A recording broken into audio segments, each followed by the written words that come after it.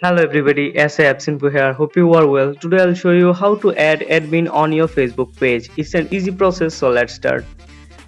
First of all, open your Facebook app. This is same as Android and iPhone. After that, go to the Facebook page and then click to the manage options. After that, scroll down and click to the see more options and then click to the view access or page access options. After that, if you want to add some admin or someone on your Facebook page, just click to the add new options in the top side.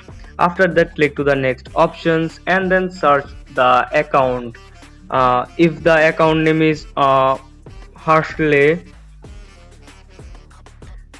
then all the accounts name with Harsley will shown there. So after that, just choose the account, and then if you want to add admin, then don't forget to turn on last option, which is allow this person to have also have full control. After that, just give to the click to the give access options, and then the account will be added as admin on this Facebook page. So hope this helps you. If this helps you, then don't forget to subscribe our channel for more information.